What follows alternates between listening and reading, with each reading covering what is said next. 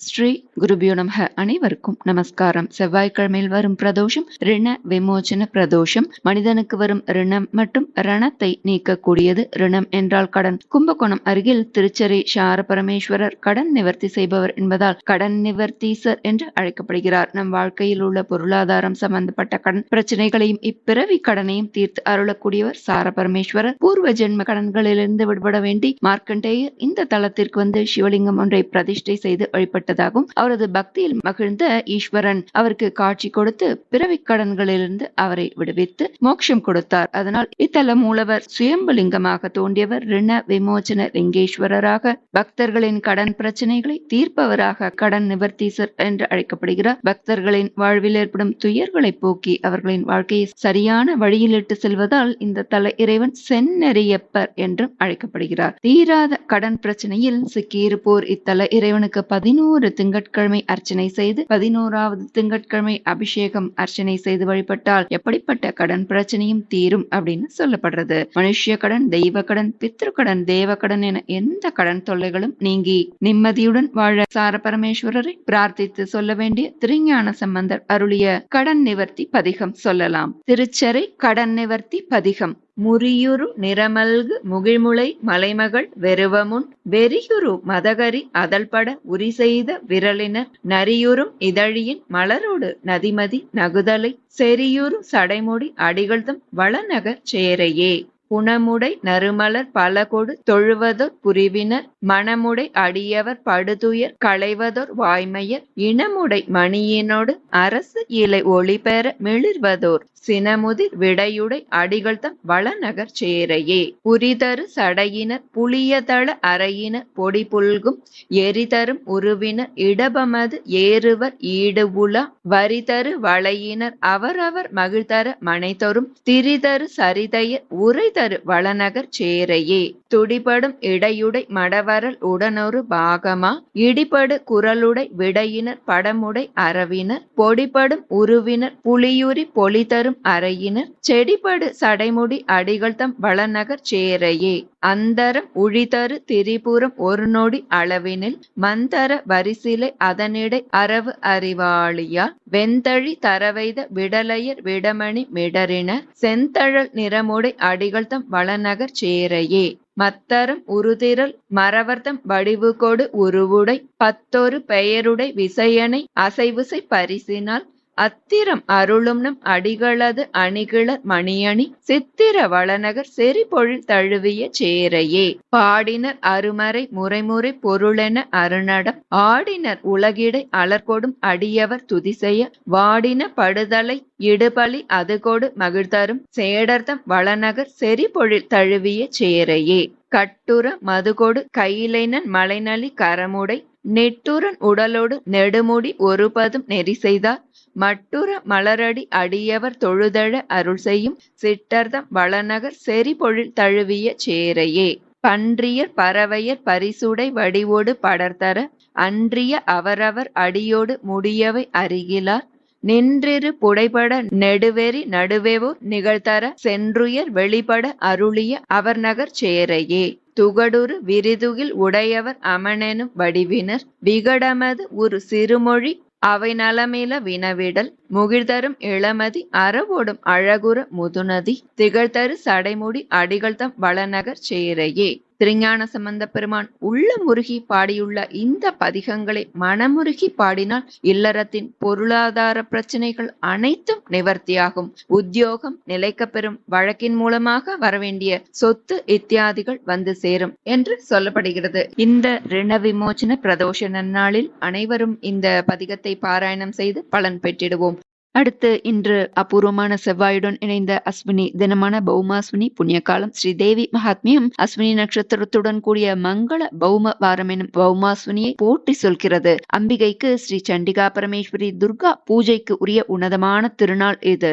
அம்பாள் என்ற பெயரை சொன்னாலே சக்தி என்ற அர்த்தம் குறிக்கும். நமக்கு தேவைப்படும் உடல் சக்தியாக இருந்தாலும் சரி, மன சக்தியாக இருந்தாலும் சரி, அது பலவீனமாகாமல் இருப்பதற்கு துர்கை வழிபாடு மிக சிறந்தது. இந்த நாளில் சண்டிகை துர்கா பரமேஸ்வரியை வேண்டி அவசியம் சொல்ல வேண்டிய சாக்ஷாத் சிவஸ்வரூபமான அப்பைய தீட்சிதர் அவர்கள் இயற்றிய மந்திரபூர்வமான ஸ்ரீ துர்கா சந்திரகலா ஸ்துதி சொல்லலாம். இது அம்பிகை தனது சிரசில் தரித்துள்ள 16 சந்திரகலைகளை போன்று 16 ஸ்லோகங்களால் அவளது புகழை போற்றும் அற்புதமான துதி. தேச கால வர்த்தமானங்கள் துஷ்டர்களாகும் பொழுது, அதாவது கெடுதல் அளிக்கும் பொழுது, அந்த ஆபத்துக்களாக இந்த துர்கா சந்திரகலா ஸ்துதியை சொல்ல துன்பங்கள் தூர விலகும் 1000 கண்களை கொண்ட அந்த அம்பாளுக்கு பஞ்சபூதங்களையும் தன் வசம் வைக்கும் சக்தி உள்ளது. நமக்கு இந்த பஞ்சபூதங்களின் மூலம் எந்த ஆபத்தும் நேராமல் இருக்க, அப்படி அந்த ஆபத்துகள் நாம் சிக்காமல் தப்பிக்க துர்க்கை இந்த சுத்தி சொல்லி வழிபட மிக சிறப்பான பலன் கைமேல் கிடைக்கும். நமக்கு ஏற்படும் அனாவசியமான சிந்தனைகள், எதிரிகள், துன்பம் அனைத்திலிருந்தும் நம்மை பாதுகாக்கும் அற்புதமான துதி இது. நம்ம ஸ்தோத்திரத்தை பார்க்கலாம். ஸ்ரீ துர்கா சந்திரகலா ஸ்துதிஹி. वेदो हरीश्वरस्तुत्यां विहर्त्रीं विन्ध्यभूधरी हरप्राणेश्वरीं वन्दे हन्त्रीं विबुधविद्विषाम् अभ्यर्थनेन सरसीरुखसम्भवस्य त्यक्तोदिता भगवदक्षिपिधानलीलां विश्वेश्वरी विपदपागमने पुरस्तात् माता ममास्तु मधुकैटभ योनिहन्त्री प्राङ्निर्जरेषु निहितैर्निजशक्तिलेशैः एकीभवद्भिरुदिता किल लोकगुप्त्यै सम्पन्नशस्त्रनिकरा च तदायुधस्तैः माता ममास्तु महिषान्तकरी पुरस्तात् प्रालेयशैलतनया तनुकान्तिसम्पत् कोशोदिता कुचलयच्छ विचारुदेहा नारायणी नमदभीप्सित कल्पवल्ली सुप्रीतिमावहतु शुम्भ निशुम्भहन्त्री विश्वेश्वरीति महिषान्तकरीति यस्याः नारायणीत्यपि च नामभिरङ्कितानि सूक्तानि पङ्कजभुवाच सुरर्षिभिश्च दृष्टानि पावकमुखैश्च शिवां भजेताम् उत्पत्तिदैत्यहननस्तवनात्मकानि संरक्षकान्यखिलभूतहिताय यस्याः सूक्तान्यशेषनिगमान्तविदः पठन्ति तां विश्वमातरमजस्रमभिष्टवीमि ये वै प्रचित्तपुनरुत्थितशुम्भमुख्यैः दुर्भिक्षघोरसमयेन च कारितासु आविष्कृतास्त्रिजगदार्तिषु रूपभेदाः तैरम्बिका समभिरक्षतु मां विपद्भ्यः सूक्तं यदीयमरविन्दभवादिदृष्टम् आवर्त्य देव्यनुपदं सुरतः समाधिः द्वावप्यवापतुरभीष्टमनन्यलभ्यं तामादिदेवतरुणीं प्रणमामि देवीं माहिष्मतीतनुभवं च रुरुच हन्तुम् आविष्कृतैर्निजरसादवतारभेदैः अष्टादशाकतनवाकत कोटिसङ्ख्यैः अम्बा सदा समभिरक्षतु मां विपद्भ्यः एतच्चरित्रमखिलं लिखितं हि यस्याः सम्पूजितं सदन एव निवेशितं वा दुर्गं च तारयति दुस्तरमप्यशेषं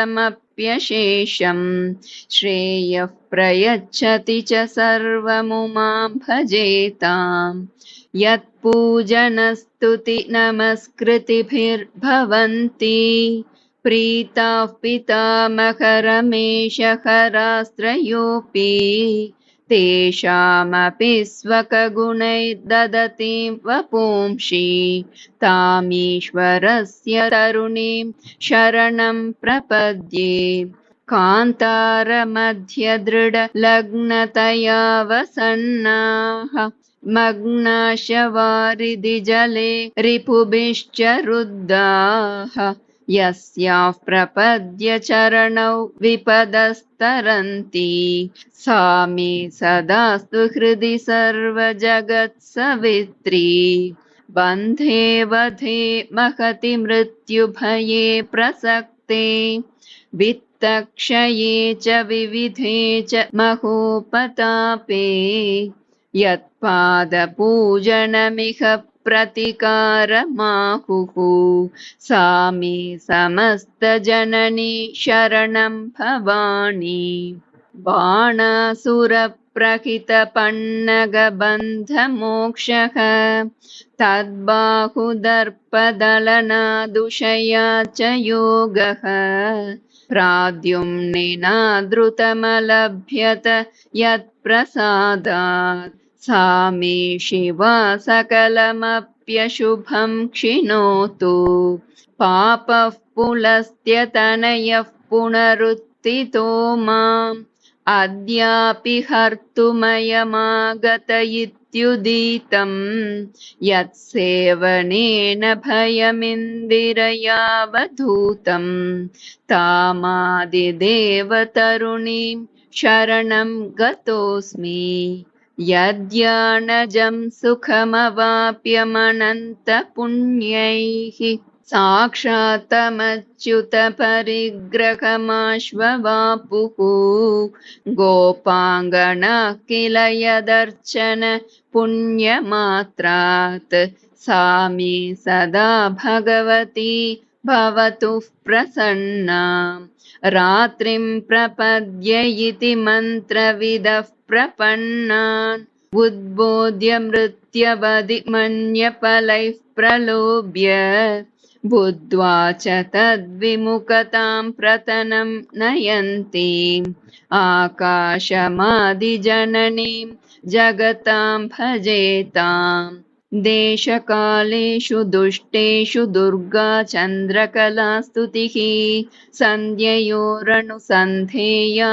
सर्वापद्विनिवृत्तये देशकालेषु दुष्टेषु दुर्गा चन्द्रकलास्तुतिः सन्ध्ययोरनुसन्धेया सर्वापद्विनिवृत्तये देशकालेषु दुष्टेषु दुर्गा चन्द्रकलास्तुतिः सन्ध्ययोरनुसन्धेया सर्वापद्विनिवृत्तये इति श्रीमदप्पयदीक्षितविरचिता श्रीदुर्गाचन्द्रकलास्तुतिः समाप्ता।